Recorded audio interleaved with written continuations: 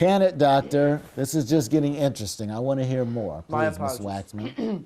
Well, Your Honor, I was never told that when I walked down the street as a woman, I would get catcalls from disgusting construction workers and lewd comments from men of all ages. And whenever I go out to dinner with a new man, he expects me to have sex with him just because he is paid. Can you imagine? Well, actually, yes.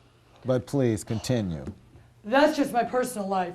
My professional life has completely taken a turn for the worse, and it's all Dr. Phineas's fault. You've got to be kidding me. I performed the best surgery on you ever. Other than your protruding Adam's apple, you are perfect. And this is the thanks I get?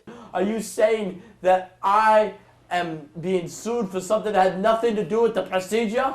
Well, if you were any kind of doctor, you would have explained the possible drawbacks of being a woman.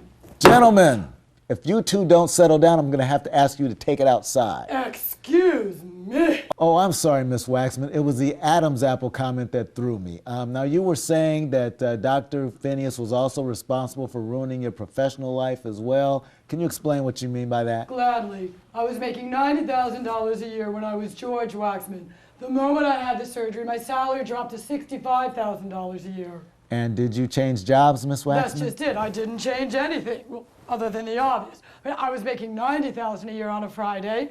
On Saturday, I had the surgery, and by Monday, I was down to 65 grand. And exactly what is your occupation, Miss Waxman? I am a stockbroker with Horgan Stanley, Your Honor. And do you have a secretary, Miss Waxman? Yes, I do. And is your secretary a male or female?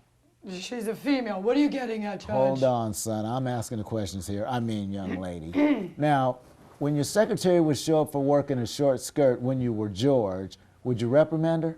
Well, you see, I didn't... Now, if that same secretary showed up now that you're Gloria and she was wearing a short skirt, would you feel inclined to reprimand her now? Well, yes, but that's because... That's because you're now jealous of her because you're now in competition with her, are you not? Not at all, Your Honor. I just think there are certain codes of conduct that should be followed, and I don't... Okay, that's fine, that's fine. Do you have any men working for you, Miss Waxman?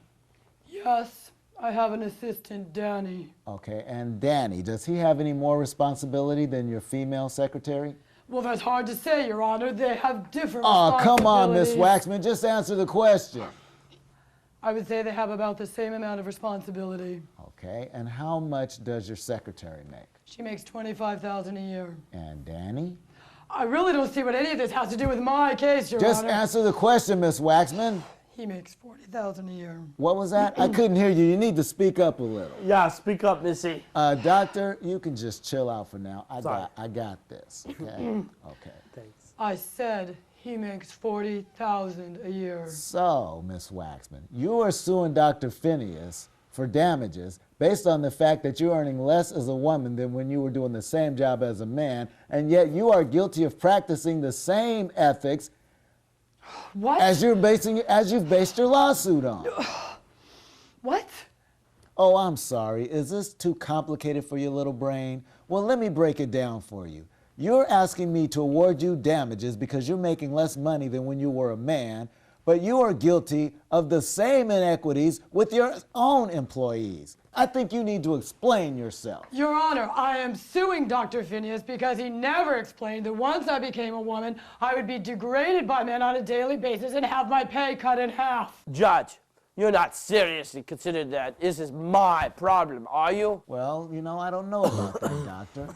No, she does have a point if she can prove that you never reviewed with her all the possible complications. But you just said yourself she's practicing the same ethics that she is suing me for. Well, unfortunately, doctor, I can't go with what I think. I have to go with what the law dictates. And in this case, the law dictates that any ramifications based on the procedure that are not fully disclosed before the patient undergoes the procedure can be deemed as negligence under California law. I cannot believe this.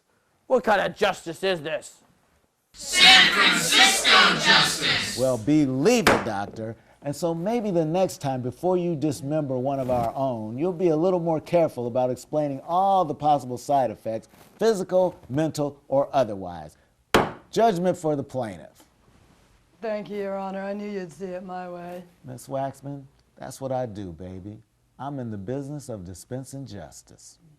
San Francisco justice. Curses.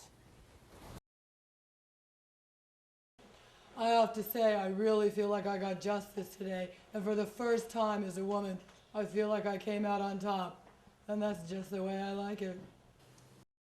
Yes, there was justice today. San Francisco justice. I hate San Francisco justice.